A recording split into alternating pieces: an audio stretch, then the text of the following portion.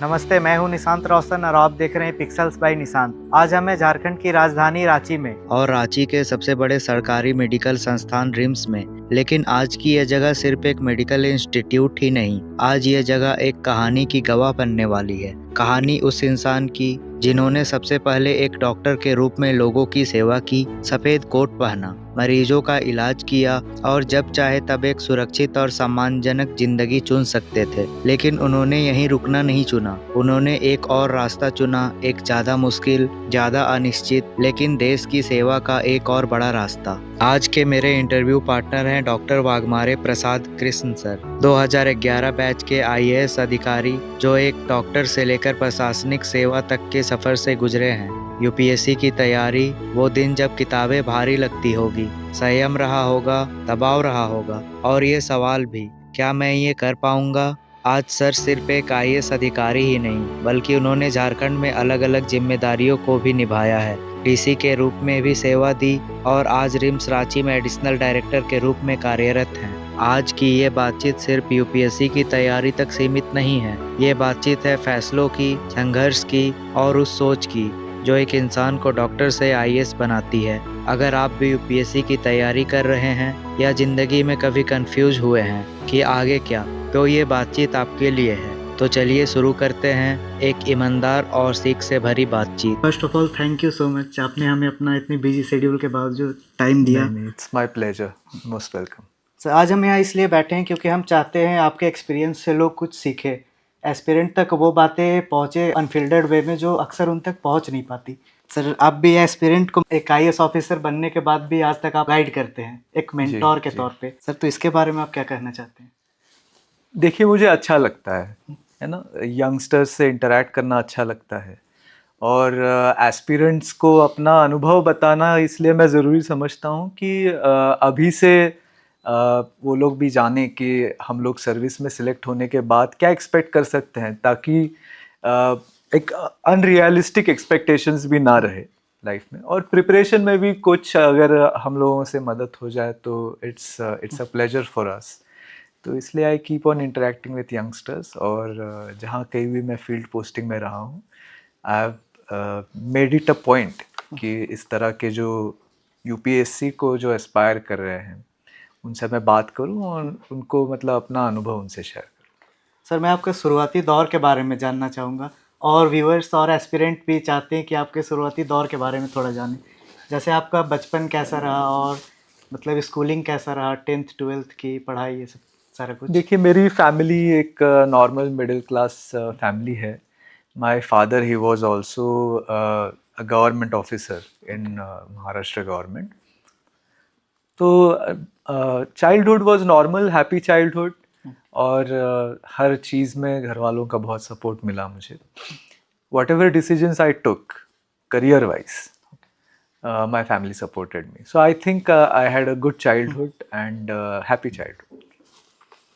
Sir, आपके मतलब family environment कैसे थी बचपन में? मतलब सोसाइटी, फैमिली एनवायरनमेंट ये सब? मतलब आप एक पहले मेडिकल आपने चुना, उसके बाद आप मतलब ये सिविल सर्विसेज की तरफ गए।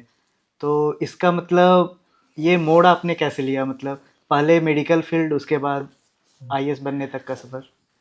तो मेडिकल फील्ड को चूज़ करने का कारण ये है कि एक पब्लिक ओरिएंटेड डोमेन है और वेल रिस्पेक्टेड डोमेन है।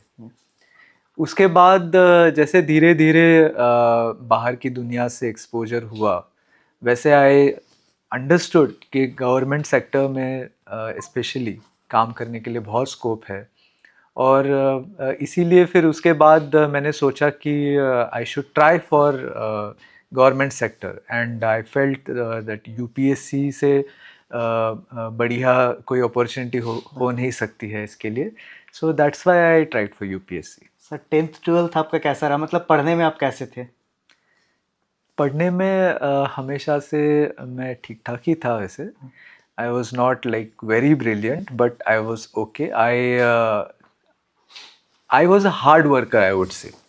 As a student, also I like to do hard work in my study, so maybe that helped later on also in my life. Sir, MBBS चुनने का मतलब decision आपने कैसे लिया? कोई इंस्पिरेशन आपके रहे या फिर? Yes, my sister is a doctor. वो भी डॉक्टर है और वो मेरी बड़ी बहन है, वो पहले डॉक्टर बनी, तो उसकी एक लाइफ और उसके करियर की ट्रैजेक्टरी देख के भी मैंने ये डिसीजन लिया कि हाँ, ये एक अच्छा फील्ड है जिसमें हम लोग जा सकते हैं। सो एमबीबीएस आपने सर्जरी पे किया है। एमबीबीएस जनरल होता है, ग्रेजुएशन, स्पेशलाइजेशन एमबीबीएस के बाद होती है, तो MBBS is general. Sir medical field में रहते हुए यूपीएससी देने का थॉट कैसे आया, कोई खास मोमेंट? जैसे कि मैंने कहा कि मेरे फादर, हाँ। My dad, he is also government officer, state services government officer in Maharashtra government, and एक इंस्पिरेशन वहाँ से भी है। और साथ ही में मैंने पापा का जो लाइफ देखा, उनका जो एक गवर्नमेंट सेक्टर में वो जिस तरह से काम करते थे, जितने लोगों की मदद कर पाते थे, वो सब मैंने देखा। I think that is my inspiration. Sir medical की पढ़ाई आपको यूपीएससी के प्रिपरेशन के दौर में मतलब कुछ हेल्प मिला उससे या फिर?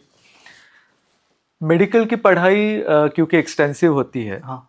एंड बहुत कुछ पढ़ना पड़ता है, सिलेबस एक्सटेंसिव है, तो मुझे लगता है कि लॉन्ग स्टडी और एक हार्डवर्क की आदत वहाँ से लगी ज़रूर। और यूजुअली मेडिकल की एग्ज़ामिनेशन सिस्टम में वाइवा यानी फेस टू फेस क्वेश्चंस पूछे जाते हैं, आंसर्स, वो उस तरह का फॉर्मेट भी इंक्लूडेड होता है। तो आई थिंक इंटरव्यू का मुझे उतना डर नहीं लगा, क्योंकि because we are used to facing all that since our college time.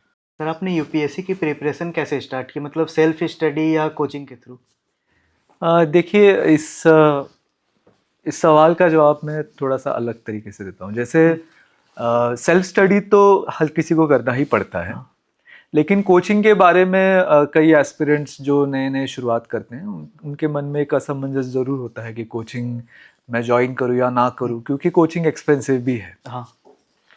तो मैं ऐसे सोचता हूँ कि कोचिंग मैंडेटरी नहीं है, लेकिन गाइडेंस से मदद होती है ना। कई चीज़ें अपने आप से फिगर आउट करने में, एक अपने आप से स्ट्रैटेजी बनाने में वक्त लग सकता है, तो गाइडेंस से मदद ज़रूर होती है, लेकिन वो ऐसा नहीं है कि अगर कोचिंग नहीं करेंगे तो सिलेक्शन नहीं ही होगा। हर साल जो है बहुत सारे लोग विदाउट कोचिंग भी सिलेक्ट होते हैं, तो इसीलिए ऐसी कोई बात नहीं है कि कोचिंग नहीं करेंगे तो सिलेक्शन ही नहीं होगा, लेकिन हाँ, गाइडेंस से मदद ज़रूर होती है। सर आपने एमबीबीएस भी किया है और उसके बाद यूपीएससी किया, तो एमबीबीएस के दौरान ही आपने यूपीएससी का प्रिपरेशन स्टार्ट किया था या फिर टोटली कंप्लीट होने के बाद? इंटर्नशिप के दौरान, Internship एमबीबीएस ख़त्म करने के बाद। सर तो मतलब वो दोनों को आपने मैनेज कैसे किया? इंटर्नशिप में वैसे काम ज़्यादा होता है। हाँ। उसमें क्योंकि इमीडिएटली अगले साल मैं पीजी एंट्रेंस की तैयारी नहीं कर रहा था, इसलिए मेरे पास उसमें वक्त था, और मेरा डिसीजन उसी वक्त लगभग हुआ था यूपीएससी देने का, तो इसलिए वक्त मिल गया। कोई सर आपने पढ़ाई मतलब बुक्स कौन सा प्रेफर किया, ये मतलब एनसीईआरटी स्टैंडर्ड बुक या फिर टेस्ट सीरीज, ये सब आपने ज्वाइन किया था? एनसीईआरटी जो है वो एक बेस होता है, तो उसको स्किप नहीं कर सकते हैं।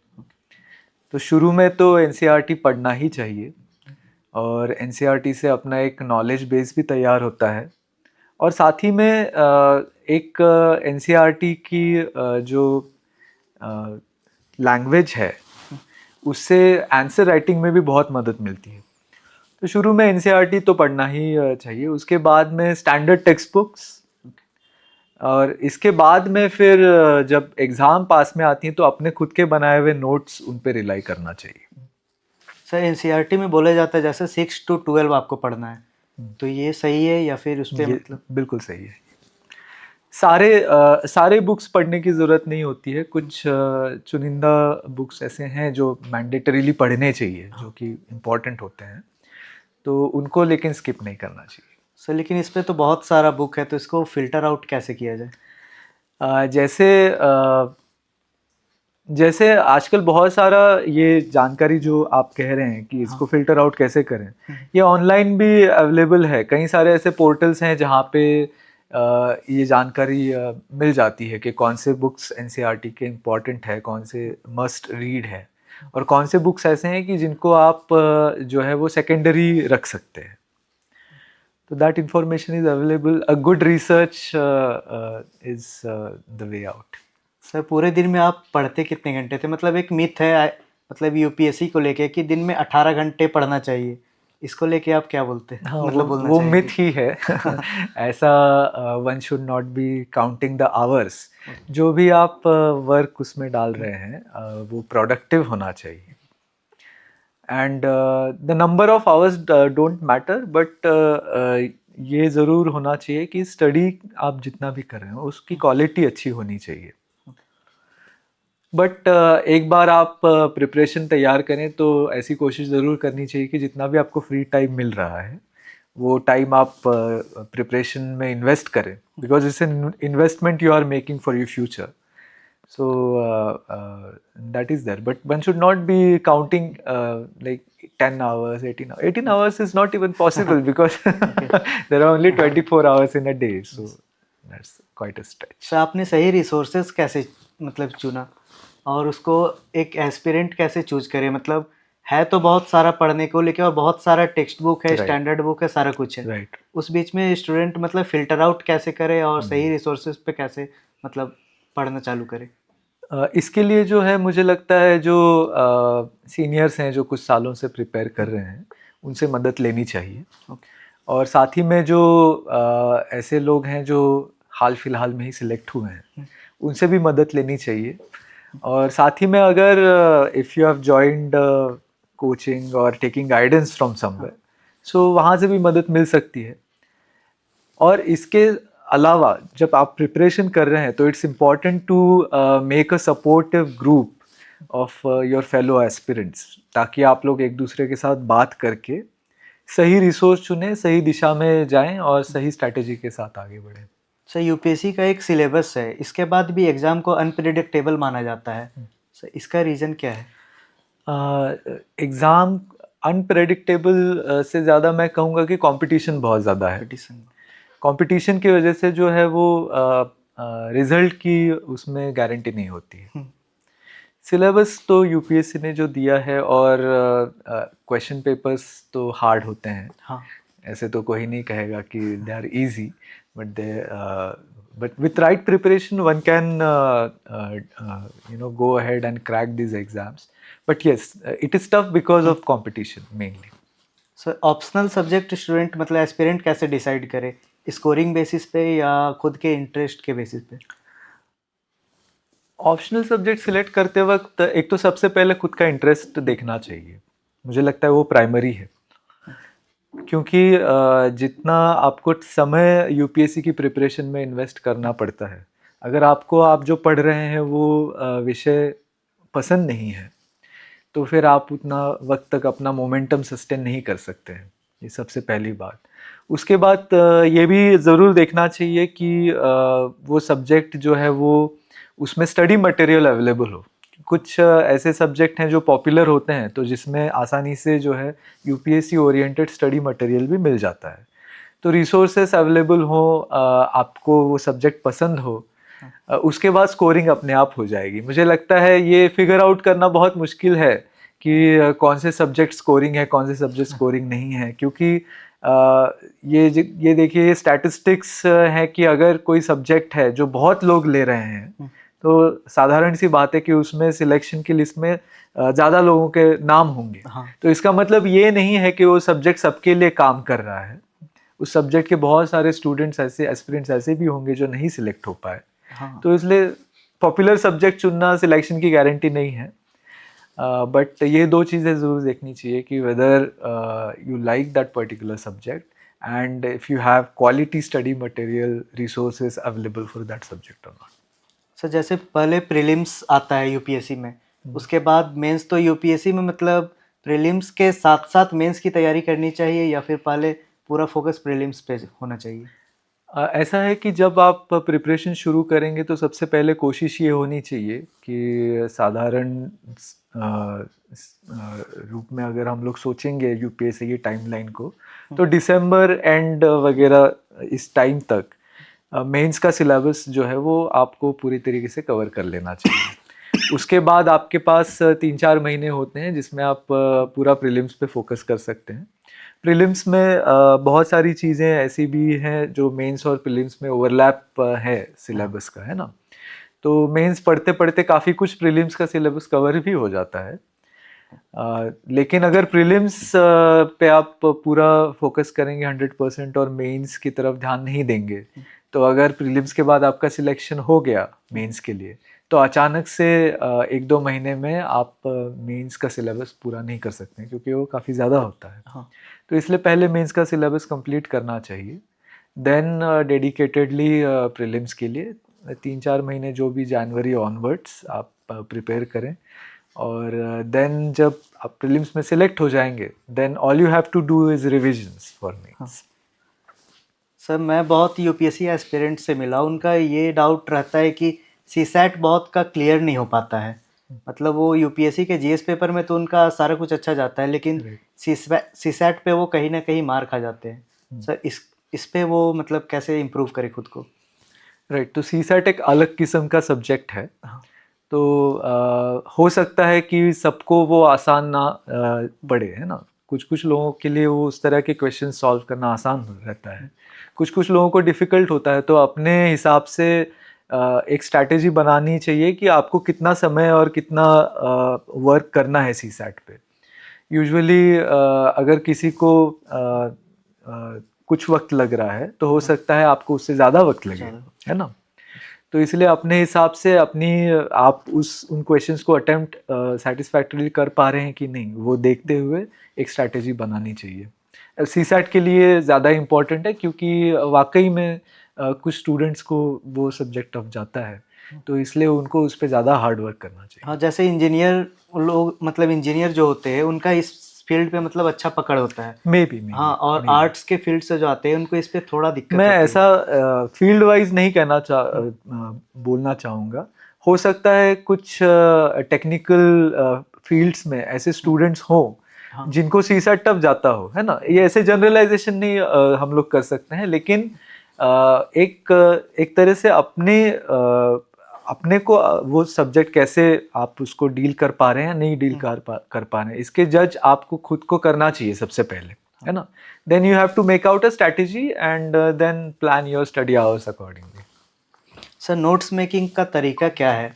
अभी जैसे सारा कुछ डिजिटल होते जा रहा है, तो इस पे हैंड रिटन नोट्स पे ज़्यादा ध्यान देना चाहिए या डिजिटल फॉर्म पे? ज़रूर, क्योंकि हैंड रिटन नोट्स जो है वो आप खुद बनाते हैं, है ना। तो हैंड रिटन नोट्स, देखिए आपका ब्रेन जो है उसको आपको इंफॉर्मेशन फीड कर रहे हैं, है ना। फिर वो प्रोसेस होगी आपके ब्रेन में, देन यू विल राइट। तो दैट मीन्स वो लिखते वक्त एक साइकिल ऑफ प्रोसेस ऑलरेडी हो चुका है ना। That advantage doesn't come from the readymade notes. तो रेडीमेड नोट्स जो है वो that is just a shortcut. I think every person should make their own notes, it helps tremendously in final exams. Sir जैसे आपने 2011 में UPSC crack किया है, सो उसके बाद अभी तक मतलब मेनली क्या क्या चेंजेस आपको देखने को मिला है? देखिए, हमारे वक्त सीसैट नहीं था, तो सीसैट आया है, और यूपीएससी ने लगभग पूरा ही मेंस का जो फॉर्मेट, मार्किंग सिस्टम्स, यानी कितने मार्क्स क्वेश्चन पूछे जाते हैं वगैरह, वो सब काफ़ी चेंज किया है, लेकिन बेस वही सेम है। और जो सिलेबस हम लोग डील करते थे, आज भी वही सिलेबस है, और कई चीज़ें ऐड हुई हैं, जैसे एथिक्स के जैसी चीज़ें ऐड भी हुई हैं, लेकिन बेस वही है, एग्जाम का अप्रोच वही है, फॉर्मेट में चेंजेस ज़रूर हुए हैं। सर आपको ये चीज़ मतलब इस पे क्या लगता है, जैसे एस्पिरेंट के पास एक स्ट्रॉन्ग प्लान भी होना चाहिए या नहीं यूपीएससी के अलावा? Absolutely no question about it. हाँ, absolutely there is no two questions about it. Plan भी ज़रूर होना चाहिए, क्योंकि यूपीएससी सिलेक्शन जो है, क्योंकि सीट्स लिमिटेड हैं, है ना, 1000 के अराउंड सीट्स होते हैं हर साल, तो हर कोई जो अटेम्प्ट करता है वो नहीं क्लियर कर पाएगा, है ना। तो इस तरह से बाकी जो लोग नहीं क्लियर कर पा रहे हैं, they need to have a second thought in their life कि where they are going to go, there has to be a clear direction. Otherwise the process of the preparation of the exams और the exam की जो process है वो थोड़ी सी mentally challenging हो जाती है, स्ट्रेसफुल हो जाती है। सर स्टूडेंट रिवीजन कैसे करे, मतलब रिवीजन का उनका स्ट्रेटेजी क्या होनी चाहिए? जैसे है तो बहुत कुछ पढ़ने को और हर कुछ रिकॉल कर पाना भी थोड़ा मुश्किल होता है। Right right. तो हर चीज़ को याद कैसे रखा जाए? तो हर किसी के लिए अलग है ये बातें, हर कोई अपने तरीके से करता है। Everybody's has their own ways of doing it. What I used to do, I used to revise multiple times, है ना। तो जैसे एक सिलेबस की एक रीडिंग हुई, सेकंड रीडिंग हुई, थर्ड रीडिंग हुई, तो that used to the way I used to go about कि एक रिवीजन के बाद फिर दूसरी रिवीजन। तो ऐसा होता है कि हर सक्सेसिव रिवीजन में आपको आप जो जो चीज़ें आप भूल रहे हैं उनका जो क्वांटिटी है वो कम कम होते चला जाता है। तो ultimately finally you are in a much confident position कि आप एग्ज़ाम को टैकल कर पाए।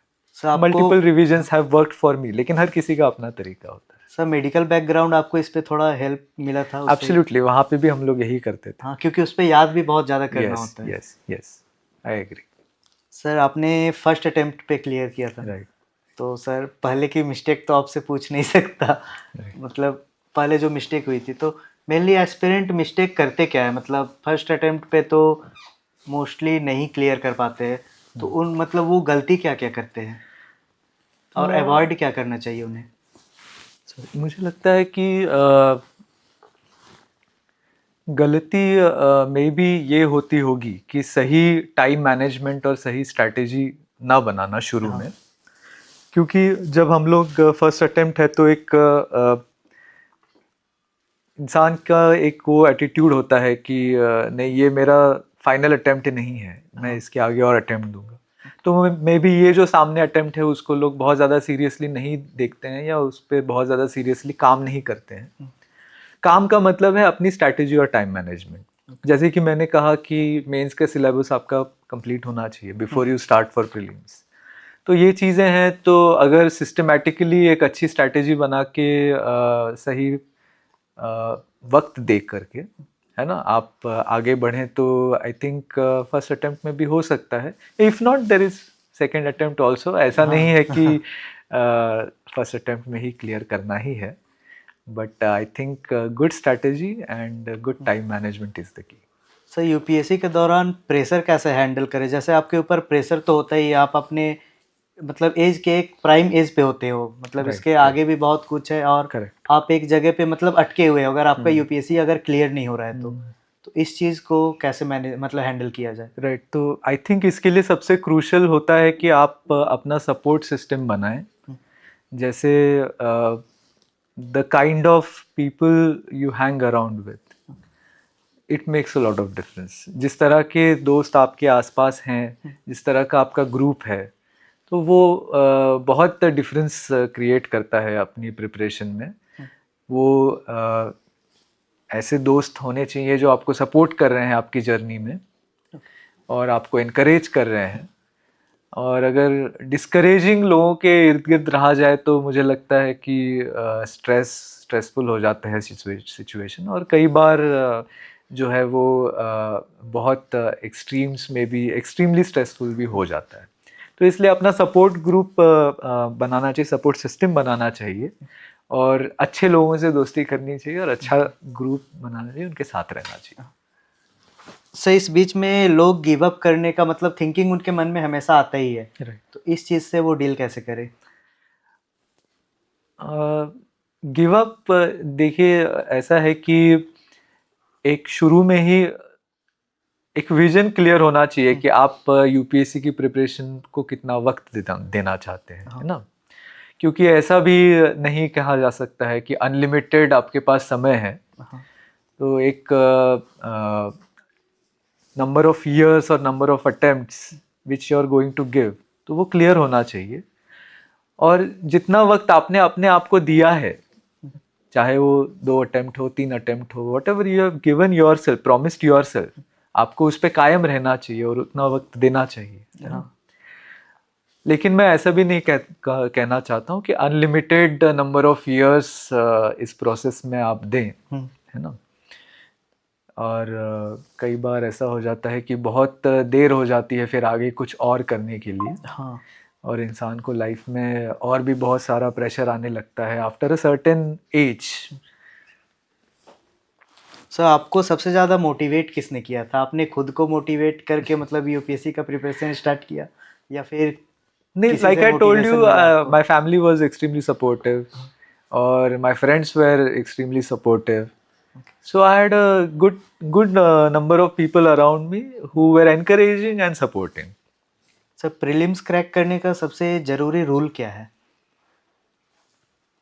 In what terms? Like while solving the paper, you हाँ are sir, solving the paper मतलब उस पे क्वेश्चंस मतलब ऐसे होते हैं जैसे आप एक मतलब बहुत एग्जाम पे तो होते हैं आप क्वेश्चन आंसर देख के मतलब डिसाइड कर लेते हो तुरंत कि यही है, लेकिन यूपीएससी पे ये चीज़ नहीं है। मतलब 4 या 5 ऑप्शन है तो आपको लगेगा कि 2-3 ऑप्शन मतलब मैच हो सकते हैं, तो बहुत ज़्यादा गलती तो इस पे भी होती है। बहुत ज़्यादा गलतियाँ करनी भी नहीं चाहिए क्योंकि उसमें फिर प्रॉब्लम हो जाती है। लेकिन मुझे लगता है कि जो एग्ज़ाम क्वेश्चन पेपर्स आपके पास जब आ रहे हैं सामने, तब एक जजमेंट कॉल लेना चाहिए कि कौन से ऐसे क्वेश्चंस हैं जिनको जो आपको तुरंत आ रहे हैं, है ना, you can solve them like quickly, तो वो पहले कर लेने चाहिए ताकि फिर you cover decent number of questions, तो आप पे फिर वो एक स्ट्रेस लेवल आपकी कम हो जाती है ना। फॉर एग्जाम्पल मैं आपको बताऊं, अगर पहला ही क्वेश्चन टफ आ गया या फिर पहले कपल ऑफ 2-3 क्वेश्चन टफ है और उस पे I keep on thinking for 10 minutes 15 minutes, फिर उसके बाद में फिर पूरा ही मामला स्ट्रेसफुल हो जाता है because then your time reduces, है ना, जो आपके पास है। तो सबसे पहले जो आसान सवाल है उसको कर लेना चाहिए, फिर उसके बाद में ऐसे क्वेश्चंस को लेना चाहिए जो जिसमें आप रीजनेबली कॉन्फिडेंट है ना। उसके बाद में फिर ऐसे सवाल लेने चाहिए जिसमें आपको 50-50 लग रहा है ना, तो उस पर थोड़ा सा सोच विचार करके देन फाइनली जो सवाल बच जाएंगे उस पर आपको जजमेंट कॉल लेना चाहिए कि इसमें आपको रिस्क लेना है कि नहीं लेना है। If you feel that there is too much of risk involve in attempting that question, then you can leave that question. Elimination work को कैसे यूज करें? क्वेश्चन टू क्वेश्चन डिपेंड करता है। कुछ क्वेश्चंस में एलिमिनेशन से वो ज़्यादा इजीली सॉल्व हो जाते हैं because prelims is a multiple choice format. तो कुछ क्वेश्चंस हैं जो एलिमिनेशन मेथड से ज़्यादा इफ़िशिएंटली सॉल्व होते हैं, और कुछ क्वेश्चंस हैं जो जिनमें आपको वो एलिमिनेशन मेथड आप यूज़ नहीं कर सकते, तो क्वेश्चन टू क्वेश्चन जजमेंट लेना पड़ता है। सर, जैसे मैंने ओल्ड राजेंद्र नगर के एक बुक के स्टोर ऑनर से बात किया था, तो उनका बोलना मतलब आंसर राइटिंग को लेके, तो उनका बोलना था जैसे आंसर राइटिंग में ये होता है कि किसी का मतलब स्टूडेंट का फर्स्ट रैंक सेकंड रैंक भी आता है और उसी पे किसी का 900 रैंक भी आता है, तो आंसर राइटिंग को मतलब कैसे आंसर किया जाए? राइटिंग क्योंकि देखिए इसमें कंपटीशन की बात है ना, जैसे her not every year is equal. हाँ, तो कंपटीशन जिस तरह से है, आप जिस ईयर में अटेम्प्ट कर रहे हैं उसमें आपका कंपटीशन कैसा है उस पर डिपेंड करता है a lot of things. But answer writing में मुझे लगता है कि आप जब जनरल स्टडीज़ के आंसर लिख रहे हैं तो लैंग्वेज सिंपल होनी चाहिए, ल्यूसिड होनी चाहिए, और इस तरह से होनी चाहिए कि सामने वाला अगर उस सब्जेक्ट में एक्सपर्ट ना भी हो, अगर आप हिस्ट्री का क्वेश्चन लिख रहे हैं, अगर कोई हिस्ट्री में एक्सपर्ट ना भी हो, तब भी वो आपका आंसर पढ़ सके और समझ सके। इस तरह की भाषा और उसका स्ट्रक्चर वैसा होना चाहिए। एंड यूजुअली एक स्ट्रक्चर होता है, introduction, main part of the answer and then conclusion. उस स्ट्रक्चर को फॉलो किया जाए, बट लैंग्वेज सिंपल ज़रूर हो, है ना, और लैंग्वेज में ल्यूसिडिटी ज़रूर हो। ये दो चीज़ें बहुत एसेंशियल है। ऑप्शनल जो है वो हर अलग अलग ऑप्शनल्स के आंसर राइटिंग की स्टाइल अलग अलग होती है, बट यूजुअली मुझे लगता है कि एक answer which is rich in knowledge, depth उसमें हो आंसर्स में, लेकिन बहुत ज़्यादा क्लिष्ट ना हो, तो इस तरह के आंसर्स मुझे लगता है ऑप्शनल में they fetch more marks. Sir answer writing में किसी मतलब यूपीएससी के जो एस्पिरेंट थे मतलब वो तो अब निकाल के मतलब एक ऑफिसर बन चुके हैं, जैसे बहुत सारे ऑफिसर हैं जो अपने आंसर राइटिंग का स्ट्रेटेजी शेयर करते हैं। राइट। जैसे मैंने देखा अनुदीप सर हैं, फर्स्ट रैंक उनका भी आया था, तो वो भी अपना शेयर करते हैं सारा कुछ। तो इस चीज़ से मतलब आपको कुछ सीखना चाहिए या फिर उस चीज़ को ज़रूर फॉलो ज़रूर करना चाहिए? ज़रूर। सो ज़रूर सीखना चाहिए कि किस तरह जो मतलब लोग सिलेक्ट हुए हैं वो किस प्रकार से आंसर्स लिख रहे हैं, उनका अप्रोच क्या है, ये ज़रूर सीखना चाहिए। लेकिन at the end of the day आप लिख रहे हैं, आप किस तरह से बेस्ट, वो आपको खुद एक अपनी स्टाइल भी बनानी होगी। जैसे for example it always helps that you draw flow charts, more graphs, diagrams, figures, है ना। उससे क्या है कि एग्जामिनर जो देखता है उसको भी आपका आंसर पढ़ने में आसानी होती है। तो वो हर किसी का वो स्टाइल एक जैसा नहीं हो सकता है ना, फ्लो चार्ट टेबल्स बनाने का।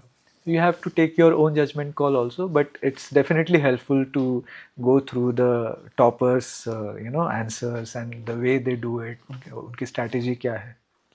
सर बहुत एस्पिरेंट ऐसे भी है जिनकी प्रीलिम्स क्लियर हो रही है, लेकिन उनकी मेंस क्लियर नहीं हो पाती। फर्स्ट अटेम्प्ट में भी प्रीलिम्स क्लियर हुई है, सेकंड में भी हुई है, लेकिन वो मेंस क्लियर नहीं कर पा रहे। मेनली वो गलती, मतलब उनसे गलती हो कहाँ पर रही है, इसके बारे में आप कुछ बताना चाहेंगे? जैसे कि मैंने कहा शुरू में ही कि मेंस का सिलेबस ज़्यादा एक्सटेंसिव होता है। हाँ। और ज़्यादा इन डेप्थ भी होता है। तो हमेशा जो है वो मेंस और जो एंड में आपका जो सिलेक्शन हो रहा है वो लगभग मेंस के ही मार्क्स के ऊपर आपका मेरिट आता है लगभग। Most of the weightage belongs to the mains. तो इसलिए मेंस को सबसे ज़्यादा मेंस पे फोकस होना चाहिए, सबसे ज़्यादा हार्डवर्क मेंस के सिलेबस पे होना चाहिए।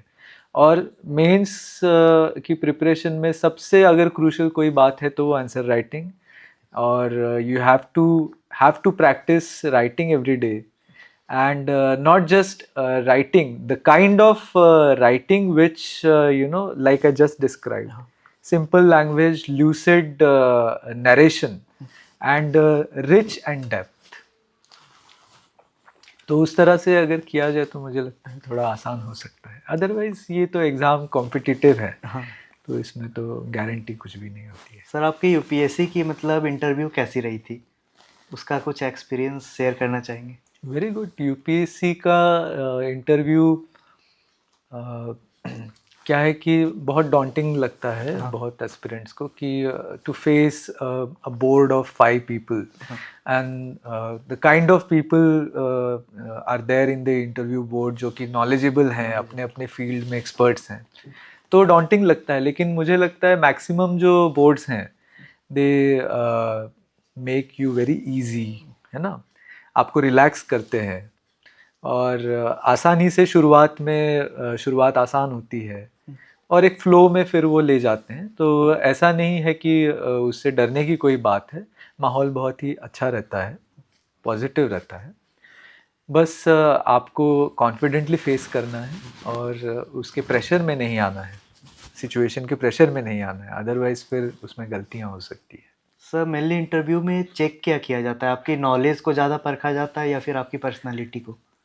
यूपीएससी इंटरव्यूज को पर्सनालिटी टेस्ट बोलती है ना। तो UPSC they are not testing knowledge basically, क्योंकि नॉलेज के लिए मेंस है। मेंस अगर आपने क्लियर किया है तो you are already a knowledgeable person. Let's assume, it's assume that you are a knowledgeable person. तो जो इंटरव्यू में है वो पर्सनालिटी का टेस्ट ज़्यादा होता है। पर्सनालिटी भी एक विशिष्ट नज़रिए से देखी जाती है, यानी कि ऑफिसर लाइक क्वालिटीज़, है ना। Whether you will be a good public servant और नॉट, ये ज़्यादा देखा जाता है। Whether you can be trained to become a good public servant, a good officer, a good IAS officer, IPS officer और not, ये ज़्यादा देखा जाता है, ना कि आपकी नॉलेज। सर इंटरव्यू के एप्लीकेशन फॉर्म एक डीएफ होता है, डिटेल्ड एप्लीकेशन फॉर्म, इसके ऊपर भी बहुत क्वेश्चन पूछे जाते हैं। तो इसमें स्टूडेंट मतलब क्या गलती ना करे जिससे उनका मतलब थोड़ा गेम खराब हो सकता है? देखिए, कई बोर्ड ऐसे हैं जो डीएफ पे कई सवाल पूछते भी हैं, तो कई बोर्ड्स में डीएफ पे सवाल पूछा भी नहीं जाता है। तो ऐसा ऐसा नहीं है, लेकिन जो डीएएफ में लिखा जा रहा है उसको केयरफुली ज़रूर लिखना चाहिए। उसमें कुछ प्रिटेंड नहीं करना चाहिए बहुत ज़्यादा, है ना। तो प्रिटेंशियसनेस की पोल ज़रूर खुल जाती है, क्योंकि अगर कुछ इंटरेस्टिंग बहुत ज़्यादा उसमें हाँ। है तो उसको पढ़ के हो सकता है कोई सवाल पूछे और आप उसको ना बोल पाएँ उस पर कुछ। तो बहुत ज़्यादा प्रिटेंशियस नहीं होना चाहिए डीएफ में, अपना इंटेग्रिटी के साथ भरना चाहिए उसको, ऑनेस्टी के साथ भरना चाहिए। And whatever you are writing, you should be well aware of it and well knowledgeable into all that whatever you have written. काफ़ी। सर इस बार का इंटरव्यू जैसे मैं देख रहा था, जो जो कैंडिडेट ने इंटरव्यू दे मतलब दिया है, वो बाहर आके एक मतलब रिपोर्टर्स उनसे रिव्यू लेते हैं। तो उनका बोलना था कि डीए मतलब यही डिटेल्ड एप्लीकेशन फॉर्म के ऊपर क्वेश्चन बहुत हैं और इंटरनेशनल रिलेशंस ये सब पे क्वेश्चन बहुत हैं। ओके। तो मतलब मेनली मैंने एक चीज़ नोटिस किया है कि ये डिटेल्ड एप्लीकेशन फॉर्म पे क्वेश्चन मतलब हर कैंडिडेट से मतलब मोस्टली पूछा ही जा रहा है। Right right. तो जैसे वो फॉर्म बोर्ड के सामने होता है, वो पढ़ते वक्त अगर उनको उसमें कुछ इंटरेस्टिंग दिखता है तो उसमें पूछा जाता है ज़रूर सवाल, लेकिन ये मैंडेटरी नहीं है, क्योंकि बोर्ड को एक प्रिस्क्राइब्ड क्वेश्चनायर नहीं दिया जाता है। हाँ। तो बोर्ड जो मेंबर्स हैं वो अपने विजडम के हिसाब से सवाल पूछते हैं, तो उसका भी कोई ऐसा फॉर्मूला नहीं है। सर आपका कोई यादगार सवाल वैसा मतलब जो आपको अभी तक याद हो आपके इंटरव्यू का? नहीं, उसमें काफ़ी वैरायटी थी। उसमें इंटरनेशनल रिलेशंस पे पूछा गया था और टेररिज्म पे पूछा गया था एंड जेनेटिक्स पे पूछा गया था, because I am from medical background. And एक जनरलिस्ट वर्सेस एक्सपर्ट एक डिबेट उस वक्त काफ़ी न्यूज़ में मीडिया में थी, तो उस पे सवाल थे, तो काफ़ी इंटरेस्टिंग सवाल थे।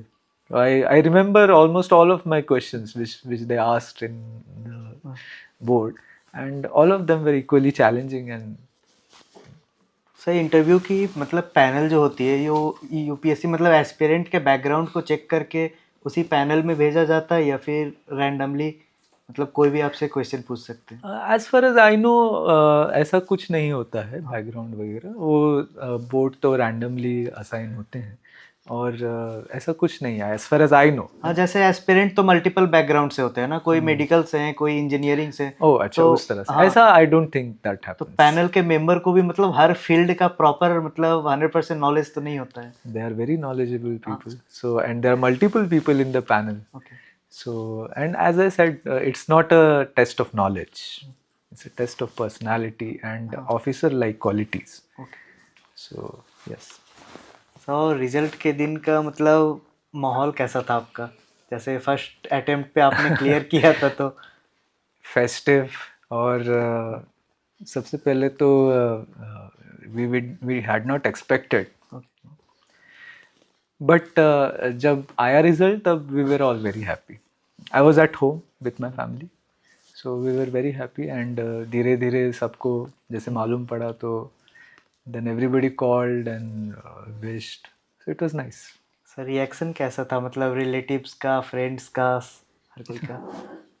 It was good, it was good, it's a great time. हर कोई एस्पिरेंट जो सिलेक्ट होता है सर्विसेज में, ये टाइम वो ज़रूर उसको याद रहता है, क्योंकि ये suddenly you have become someone who is respected, है ना, someone who is listen to. तो वो एक transition it's a very good time और हर कोई उसको एंजॉय करता है, तो I also had that good. Sir इसके बाद आपकी लवासना की ट्रेनिंग एक्सपीरियंस कैसी रही? ट्रेनिंग इज़ एक्सीलेंट और वो मुझे लगता है कि सर्विस का जो ड्यूरेशन है उसका हाईलाइट रहता है लवासना की जो ट्रेनिंग है। And we had very great inspiring teachers who were senior officers and we learned a lot from them. और एक इन जनरल अपने बैचमेट से जो एक साथ रहना है, एक साथ ट्रेनिंग करनी है, वो एक्सपीरियंस अलग ही होता है। और उसका स्ट्रक्चर ऐसा है ट्रेनिंग का कि आपको बहुत सारी चीज़ों का एक्सपोजर मिलता है और आपको बहुत कुछ सीखने को भी मिलता है। एंड आपकी जो पर्सनालिटी है, आपका जो नज़रिया है, वो ऑलमोस्ट काफ़ी चेंज हो जाता है उसके बाद। तो it's a very enriching experience. Sir जैसे आपका मेडिकल बैकग्राउंड है, तो ट्रेनिंग पे इस पे मतलब कोई आपको एडवांटेज मिली थी या फिर? नॉट रियली सर सर, मतलब ट्रेनिंग बैकग्राउंड का ट्रेनिंग से कोई नहीं रिलेशन नहीं नहीं, है उसका वैसे? कोई रिलेशन नहीं। सर आपकी पहली पोस्टिंग कैसी थी, मतलब ग्राउंड रियलिटी वर्सेस इमेजिनेशन क्या था? तो अच्छी थी पहली पोस्टिंग, काफ़ी रूरल एरिया में थी, और काफ़ी और भी इश्यूज थे उस डिस्ट्रिक्ट में। तो जैसे थोड़ा सिक्योरिटी चैलेंज भी थे। तो एक्सपीरियंस बहुत अच्छा था, और काफ़ी सीखने को मिला, लोगों से काफ़ी सीखने को मिला। और एक नए स्टेट में जा कर के वहाँ की लाइफस्टाइल को देखना, वहाँ के लोगों के रहन सहन को देखना, एक अलग सीखने का अनुभव होता है। तो it was great, very sir nice. पहली पोस्टिंग आपकी कौन से डिस्ट्रिक्ट में थी? पलामू। पलामू। सर एस्पिरेंट ये सोचते हैं कि आईएएस बनने के बाद आपकी ज़िंदगी सेट हो जाती है, ये मतलब इससे रियलिटी कितनी डिफरेंट है? देखिए, सर्विस के अपने अलग चैलेंजेस हैं, है ना। तो आप एक प्रिपरेशन के अलग चैलेंजेस हैं। तो प्रिपरेशन ख़त्म करके आप जब सर्विस में आ रहे हैं, तो आपको अलग चैलेंजेस को फेस करना है ना। जॉब में अपना एक रेपुटेशन बनानी है ना। पब्लिक सर्विस के अलग अलग जो है वो मायने हैं, और उसको मतलब आपको सक्सेसफुली हैंडल करना है। All those pressures, and despite of all that pressures आपको परफॉर्म करना है। तो एक अलग चैलेंजेस होते हैं, उसमें भी काफ़ी मज़ा है, और it's a great experience. Sir एक ऑफिसर के तौर पे आपकी डेली रूटीन क्या होती है? Daily routine, I start with workout. Okay. So I like to, give my morning hours to fitness, and then afterwards office. So office में whatever work is there for the day, I complete. Then I go back. I spend some quiet time. I also do meditation. Then उसके बाद I read, and sometimes I go out. ऐसे ही है बहुत। Sir power आने के बाद भी grounded रहने का फॉर्मूला क्या है? जैसे आप एक आईएएस ऑफिसर है, उसके बाद भी आप स्टूडेंट्स को मतलब गाइड करते हैं एक मेंटोर के तौर पे, राइट। तो इतना ग्राउंडेड होने का फॉर्मूला आपका क्या है? ऐसे में कोई फॉर्मूला नहीं है, but I feel that I like to connect with youngsters, and ऐसा नहीं है कि I am an IAS officer and they are aspirants, तो हम लोग के बीच में कुछ फासला है। मुझे भी उनसे काफ़ी सीखने को मिलता है। हाँ। तो I like it, I like to teach, I like to interact, I like to listen to their experiences. तो मेरे लिए पर्सनली एक एनरिचिंग एक्सपीरियंस होता है। बाकी तो I don't know. Sir as an officer आप पब्लिक प्रेशर और पॉलिटिकल प्रेशर को हैंडल कैसे करते हैं? प्रेशर्स, देखिए, कोई भी फील्ड ऑफ वर्क आप चुनेंगे, प्रेशर्स तो हर जगह हैं, हाँ। है ना। लेकिन प्रेशर्स को हैंडल करते हुए परफॉर्मेंस करना, यही तो एक स्किल है, इट्स अ लाइफ स्किल। तो everybody has to learn that. तो इसके लिए there is no shortcut. But इससे कुछ डरने की और घबराने की ज़रूरत नहीं है। This is there in all fields, challenges are there in every field, but then you learn to deal with it eventually, slowly over time. So not a problem. Sir जैसे अभी आप रिम्स के एडिशनल डायरेक्टर हैं, Right. तो health care sector में काम करते हुए आपको सबसे बड़ी चैलेंज क्या नज़र आती है? हेल्थ केयर सेक्टर में हेल्थ केयर और एजुकेशन, ये दोनों सेक्टर ऐसे हैं कि जिसमें ये आर मैन पावर इंटेंसिव। तो मैन पावर की क्वालिटी, उनके ट्रेनिंग की क्वालिटी कैसी है, उस पर परफॉर्मेंस डिपेंड करता है, rather than the other infrastructure. Other infrastructure is also important, very important, but the crucial aspect is the man power. तो हेल्थ सेक्टर में सबसे बड़ा चैलेंज मैन पावर ही है, हमेशा से रहा है, आज भी है, आज भी हम लोग इसको फेस करते हैं। और दो एस्पेक्ट होते हैं इसमें, एक तो अवेलेबिलिटी उसमें भी इश्यूज हैं. And the quality of training that the available man power has, उसमें भी इश्यूज हैं. तो ये दो मेन चैलेंजेस होते हैं.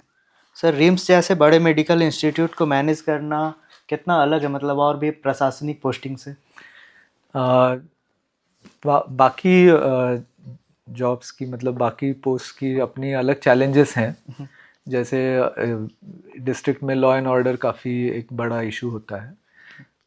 और हॉस्पिटल को मैनेज करना और एजुकेशनल इंस्टीट्यूट को मैनेज करना, वो एक अलग एक्सपीरियंस है. मुझे लगता है दोनों का अपना एक अलग चैलेंजेस भी हैं, अलग मज़ा भी है दोनों जगहों पे. तो I think it's good. Sir आपकी मेडिकल नॉलेज डिसीजन मेकिंग में आपको हेल्प करती है या? यहाँ काफ़ी हेल्प करती है. हाँ. सर और फील्ड मतलब और भी एडमिनिस्ट्रेटिव और भी जगह yes, because as an administrator one has to deal with the health sector. इन पब्लिक सेक्टर में आप हैं, काम कर रहे हैं एज एन एडमिनिस्ट्रेटर, तो आपको हेल्थ सेक्टर में डील करना ही पड़ता है. And being a doctor always helps there. Sir मैं यूपीएससी के ऊपर ही और कुछ मतलब बात करना चाहता हूँ आपसे.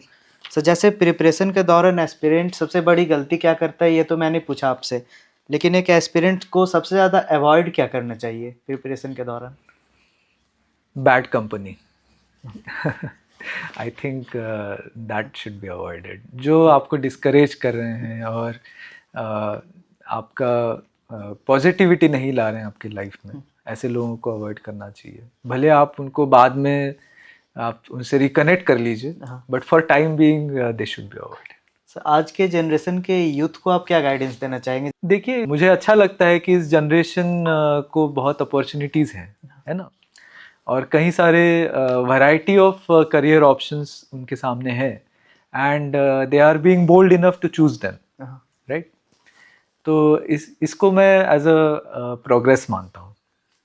नहीं, तो आई फील दैट जेन ज़ी और the younger generation is very talented and they are exploring so many different fields which we did not have the courage to explore, or we did not have enough opportunities in those fields. Sir जैसे millennial generation के लोग काफ़ी काम होते हैं, polite होते हैं, लेकिन ये चीज़ें जेनजी में देखने को नहीं मिलती है. तो ये सब चीज़ें डेवलप कैसे किया जाए? So the youth learns to become calm in later years, I think. And politeness is definitely a good virtue. Everybody should keep that in mind, because rudeness will not take you places, but politeness will definitely take you places, will open more doors for you. Sir young generation के parents को आप क्या मतलब guidance देना चाहेंगे आज के समय पे? वो दे आर वो मुझसे बड़े हैं, मैं उनको क्या गाइडेंस दूंगा. नहीं लेकिन सर, आप भी एक पेरेंट्स है, तो एक हाँ, पेरेंट्स yes. के तौर पे आप क्या गाइडेंस देना चाहते हैं? So my child is still in school. He's very young. So I right now I feel that as a child, a school going child, bahar outdoors, exposure to the outdoors has decreased a lot. हाँ. So maybe youngsters में भी वो हुआ है. हाँ. तो outdoors always helps to keep you grounded, keep you calm, है ना. तो बाहर जाना चाहिए, नेचर में जाना चाहिए. ये आपकी सेहत के लिए और मनस्थिति के लिए भी काफ़ी हेल्पफुल होता है. सर स्पोर्ट्स आपके जीवन का हिस्सा रहा है. राइट. सर इसमें आपकी हॉबी, मतलब स्पोर्ट्स में आपकी हॉबीज़ क्या क्या है, मतलब कौन सा गेम आपको बहुत ज़्यादा पसंद I है? like badminton. Otherwise, whatever we played growing up, I enjoyed them all. But I like badminton. Sir as a youngster अपनी स्ट्रेस को कैसे मैनेज करें? I think there are many ways to manage stress. First of all, अगर manage नहीं हो पा रहा है तो हेल्प लेनी चाहिए. बट मेडिटेशन है, एंड ब्रीदिंग टेक्निक्स है, एंड रीडिंग है, and like I said outdoors, specially activities like trekking वगैरह, ये काफ़ी स्ट्रेस के लिए हेल्पफुल होती हैं, तो वो करनी चाहिए.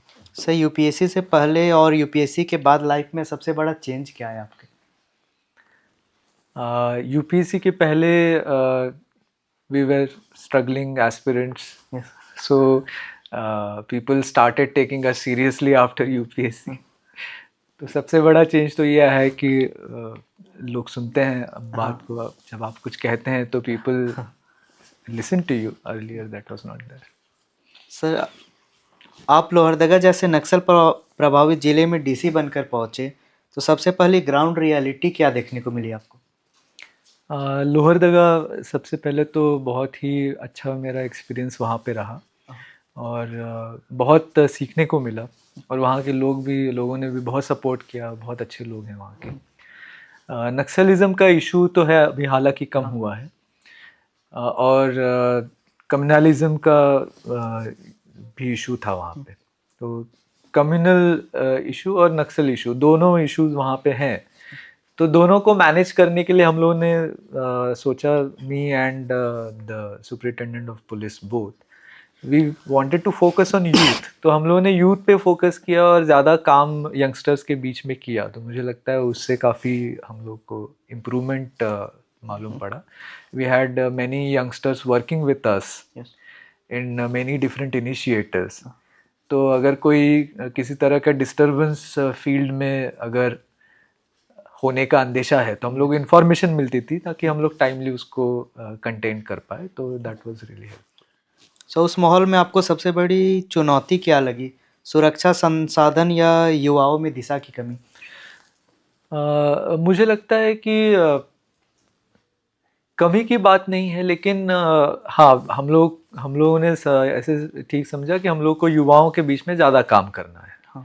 तो हम लोगों ने बहुत सारे इनिशिएटिव्स ऐसे लिए कि हम लोग यंगस्टर्स को इन्वॉल्व करें प्रशासन के साथ में, और साथ ही साथ में उनका एक करियर भी बनाने के दिशा में हम लोग उनकी मदद करना चाहते थे। तो वो भी हम लोगों ने करने की कोशिश की। तो आई थिंक उससे हम लोगों को काफ़ी अच्छे रिजल्ट्स मिले हैं। सर, प्रशासन में रहते हुए यूथ को सही दिशा देना कितना ज़रूरी महसूस हुआ आपको? बहुत ज़रूरी है। पहले ख़ास तौर पे लोहरदगा जैसी जगह पे जहाँ पे अपने यूनिक प्रॉब्लम्स थे, हाँ। तो वहाँ पे यूथ के साथ इंटरेक्ट करके उनको अपने साथ इन्वॉल्व करने की वजह से हम लोग को एडमिनिस्ट्रेटिव और लॉ एंड ऑर्डर मैनेजमेंट में बहुत मदद मिली। सर, आपने वहाँ फ्री कोचिंग्स भी स्टार्ट किए थे, राइट। नीट, यूपीएससी और भी सारा कुछ। तो इसका मतलब की मोटिवेशन क्या था आपका इसको स्टार्ट करने के लिए? जैसे कि मैंने कहा कि हम लोग यूथ को एक उनके करियर के लिए भी एक दिशा में हम लोग पुश करना चाहते थे, राइट डायरेक्शन में। तो उसके लिए हम लोग को लगा कि ये ज़रूरी है कि इंफ्रास्ट्रक्चर कुछ हम लोग बनाएं जिसको यूज़ करके जो यंगस्टर्स जो हैं वो आगे बढ़ सकें। तो इसीलिए हम लोगों ने ये कोचिंग्स और लाइब्रेरीज खोली वहाँ पे। हाँ। तो जैसे लाइब्रेरीज में कॉम्पिटिटिव एग्ज़ाम्स के लिए सारे संसाधन हम लोगों ने कोशिश की कि वहाँ पे उपलब्ध रहे।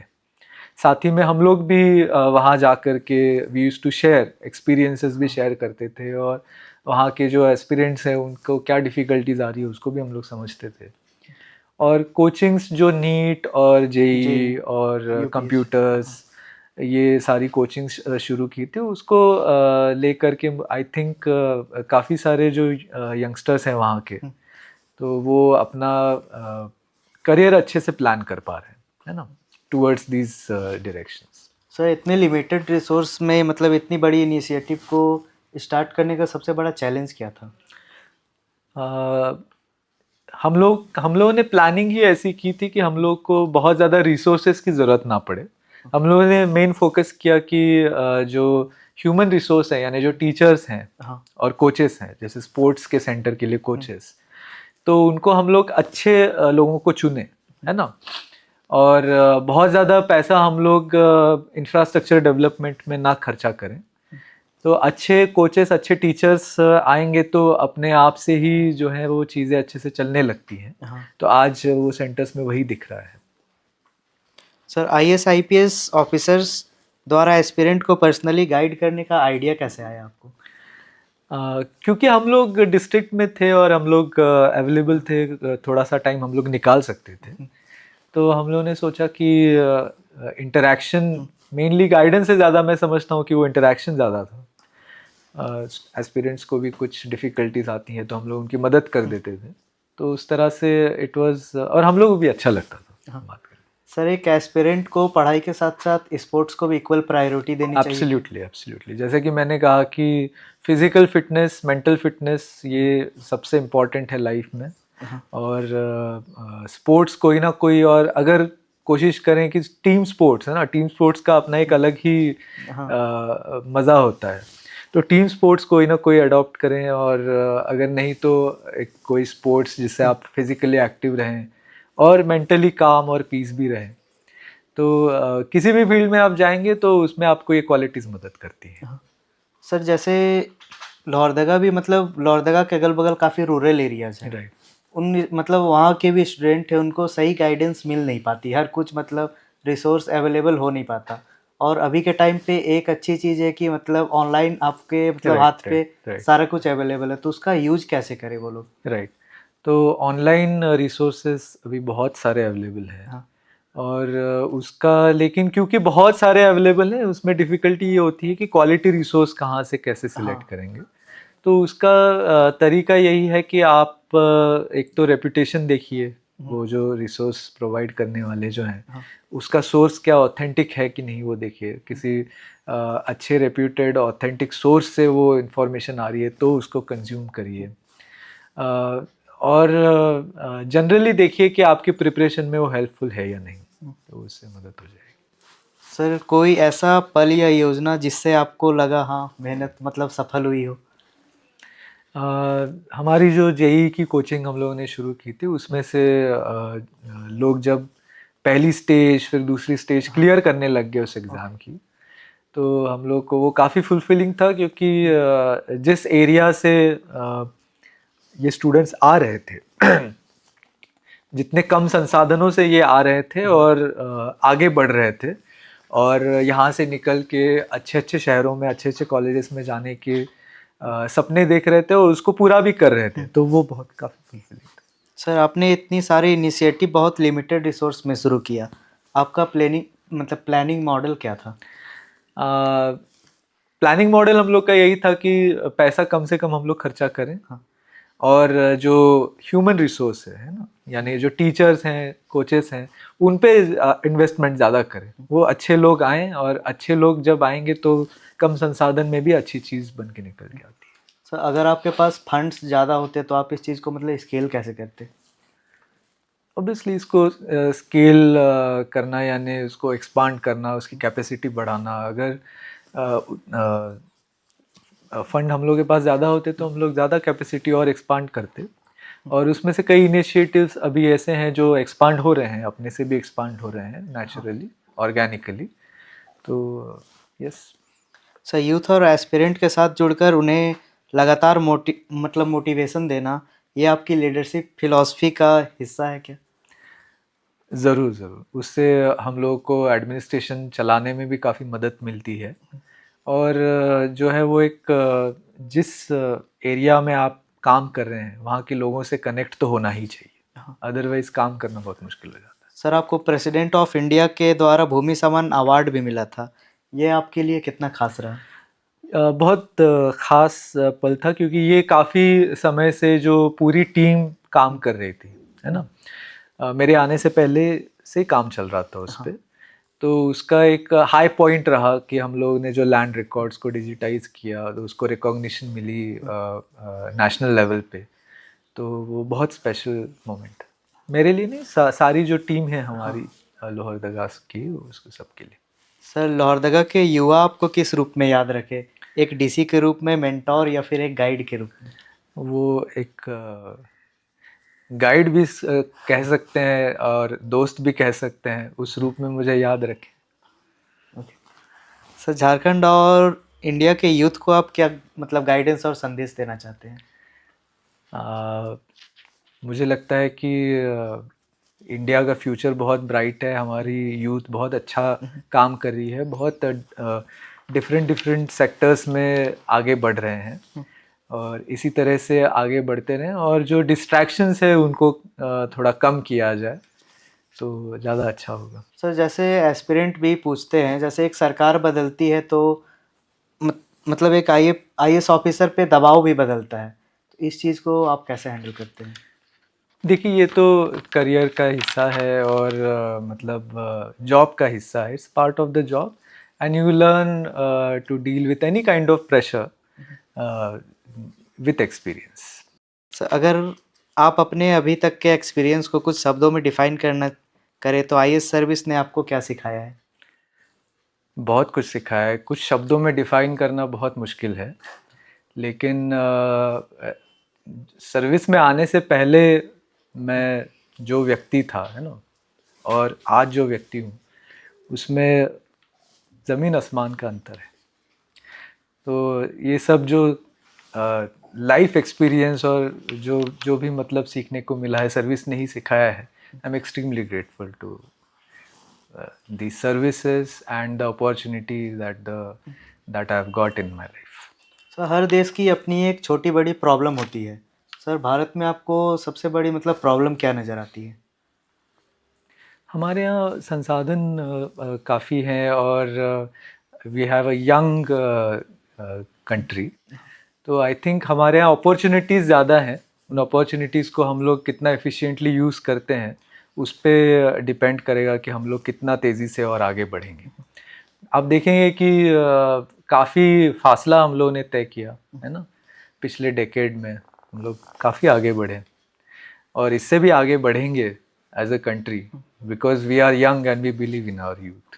सर ईमानदारी से काम करने का सबसे बड़ा चैलेंज क्या होता है? ईमानदारी तो आपके देखिए लाइफ का हिस्सा होना चाहिए, उसमें वो तो नॉन निगोशिएबल है ना। Integrity is something that should be non negotiable. So whatever challenges that come with me, you face it, but it is non-negotiable. Sir system में सबसे ज़्यादा डेंजरस चीज़ क्या है? इग्नोरेंस, ईगो या पॉलिटिक्स? देखिए सिस्टम, गवर्नमेंट सिस्टम और बाकी और कोई भी फील्ड जहाँ आपको बाकी लोगों के साथ काम करना है, तो अलग अलग तरह के लोग होते हैं, अलग अलग तरह का माहौल होता है। तो इस तरह से एक जनरल आप पिक्चर पेंट नहीं कर सकते हैं ना।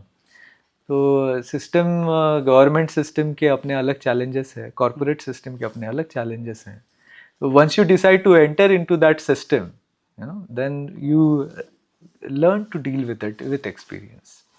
सर जैसे आपको झारखंड में रहते हुए 12+ ईयर्स से भी ज़्यादा हो गया, बिल्कुल। तो झारखंड में मतलब आपको फूड में क्या क्या पसंद है, मतलब खाने में या फिर? धुसका एंड नॉन वेजिटेरियन, यहाँ जो नॉन वेजिटेरियन फूड बनता है it's extremely delicious and dhuska. Sir और कोई मतलब प्लेसेस जो बहुत पसंद हो आपको झारखंड में? नेतरहाट। नेतरहाट। वेरी सर नेतरहाट के बारे में कुछ, मतलब वहाँ बहुत सारे लोकेशन है, कोई खास लोकेशन? नेतरहाट में sunrise is very beautiful, it's serene and beautiful. और वहाँ सनराइज पॉइंट पे खड़े रह के सनराइज देखना और जो वैली है, उस वैली में कभी कभी जो क्लाउड्स आते हैं, उस नज़ारे को एक्सपीरियंस करने का अपना अलग अनुभव होता है। तो I think Netarhat is one place where you can see one of the most beautiful sunrises you will ever experience. तो झारखंड की कल्चर में और यहाँ के लोगों में आपको सबसे अच्छी बात क्या लगती है? यहाँ की कल्चर में एक फीलिंग ऑफ कम्युनिटी है ना। यहाँ के जो भी फेस्टिवल्स हैं उनमें भी जो है वो एक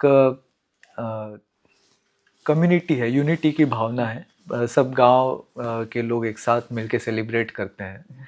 तो ये एक टुगेदरनेस और यूनिटी की जो फीलिंग है वो बहुत स्पेशल है। सर जैसे आपको ट्रैवलिंग बहुत पसंद है, राइट। तो ट्रैवलिंग आपके मतलब वर्किंग में कुछ मतलब मदद करती है, जैसे आपके प्रोफेशनल लाइफ में, मतलब इससे कुछ आपको हेल्प मिलता है? देखिए travelling is good for you as a person to grow, है ना। And when you become a good person, knowledgeable, well travelled, well knowledgeable, that always helps in the work. तो किसी भी फील्ड में हो, तो ट्रैवलिंग से आपको अपने लिए बहुत कुछ सीखने को मिलता है और वो आप अपने काम में भी इस्तेमाल कर सकते हैं। सर एज ए यूथ आपको ट्रैवल करना चाहिए? एब्सोल्युटली, एब्सोल्युटली, सही। एकदम कम बजट में और बगैर किसी डर और झिझक के ट्रैवल करना चाहिए। और इससे आप काफ़ी कुछ चीज़ें सीखेंगे और इस मतलब हमारे देश की जो विविधता है उसको देखेंगे, है ना। बहुत सीखने को है। एक एरिया से दूसरे एरिया में आप चले जाएंगे तो कल्चर बदल जाता है, भाषा बदल जाती है, खाने बदल जाते हैं, है ना। तो कितना कुछ एक्सपीरियंस करने के लिए यही भारत में है। तो यंगस्टर्स को ज़रूर एक्सपीरियंस करना चाहिए before the arthritis hits the knees. हाँ सर, यूपीएससी का ट्रेनिंग का एक पार्ट है भारत दर्शन, राइट। तो इसके बारे में आप क्या मतलब कुछ बताना चाहेंगे? तो जैसे कि मैंने कहा कि बहुत एनरिचिंग एक्सपीरियंस होता है, हाँ। है ना। और एक as an young officer you get to see many corners of the country, yes. और वहाँ के लोगों से मिलके, वहाँ के एडमिनिस्ट्रेशन को देख के, वहाँ के नए नए इनिशिएटिव्स देखने को मिलते हैं, जिससे आप बहुत कुछ सीखते हैं और उसको आप अपने अगली प्रोफेशनल लाइफ में यूज़ भी कर सकते हैं। सर, इट्स अ आज वेरी के गुड यूथ एक्सपीरियंस। या स्टूडेंट ट्रैवल करे तो उन्हें मतलब ट्रैवलिंग से क्या सीख मिल सकती है? ट्रैवलिंग से सीख तो ये लेनी चाहिए कि जैसे अगर आप किसी डिफ़िकल्ट एरिया में जाएंगे, है ना, तो आप वहाँ देखेंगे कि कितने कम रिसोर्सेस में भी लोग रह लेते हैं, हाँ। है ना, और कितना खुशी से रहते हैं। तो ये चीज़ें सीखनी चाहिए, रिसोर्सेस का एफिशिएंट इस्तेमाल, क्लाइमेट और पर्यावरण की रक्षा करते हुए आपको कैसे रहना है। ये चीज़ें आप अलग अलग जगहों पे जाते हैं, specially in the mountains you get to see, इतने कम रिसोर्सेस में लोग रहते हैं, और आप काफ़ी कुछ सीखते हैं, और काफ़ी कुछ आप अपनी लाइफ में देखते हैं कि कितनी अननेसेसरी की चीज़ें आप क्रेव करते हैं, डिमांड करते हैं। तो ऐसी अलग अलग चीज़ें आप सीखते हैं ट्रैवलिंग से। सर, लास्ट 1 और 2 क्वेश्चन। राइट। इंडिया में मतलब 2-4 ऐसे स्पेसिफिक जगह बता सकते हो जो लोगों को देखना ही देखना चाहिए? जैसे पूरी कंट्री तो मतलब बहुत बड़ी और बहुत कुछ है मतलब देखने हर को। किसी का अपना हाँ। प्रेफरेंस होता है, but I think north eastern India is very beautiful, और वहाँ पे अभी बहुत लोग नहीं जाते हैं, but it's very beautiful. So north east में भी मतलब कोई खास स्टेट? सारा ही नॉर्थ ईस्ट बहुत सुंदर है। जैसे मिजोरम को मतलब मेघालय को लोग बहुत सुंदर मानते हैं। मेघालय भी सुंदर हाँ। है, सारे ही नॉर्थ ईस्टर्न स्टेट सुंदर है, हाँ। और सर, अलग अलग बहुत डिफरेंट कल्चर है वहाँ पे ना, तो वो भी एक्सपीरियंस करने की बात है। सर अगर पूरी कंट्री आपको 1-2 मिनट के लिए सुन रही हो तो आप उन्हें मतलब क्या कहना चाहेंगे? मतलब कोई गाइडेंस, कोई ऐसा मैं कुछ? तो इतना बड़ा नहीं हूँ कि मतलब पूरे कंट्री को मैं कुछ कहूँ, लेकिन मुझे लगता है कि हमारे जो यंगस्टर्स हैं, I think they should work towards making the best of themselves, so that they can serve this country in the best way. Sir, और यूथ के लिए आप कोई गाइडेंस? लाइक आई सेड कि आप जिस जिस किसी भी फील्ड में जाएं, वहाँ पे अपना बेस्ट देने की कोशिश करिए, और इसी से हमारा देश अल्टीमेटली आगे बढ़ेगा। Okay, thank you sir so much हमें अपना इतना टाइम देने के लिए। Thank you so much. आज जो रातें तुम्हें सोने नहीं देती, जो सवाल तुम्हें अंदर से तोड़ते हैं, वही एक दिन तुम्हारी सबसे बड़ी ताकत बनेंगे, क्योंकि जो बिना शोर किए संघर्ष करता है उसकी जीत सबसे ज्यादा बोलती है। मैं हूँ निशांत रोशन और आप देख रहे थे पिक्सल्स बाय निशांत।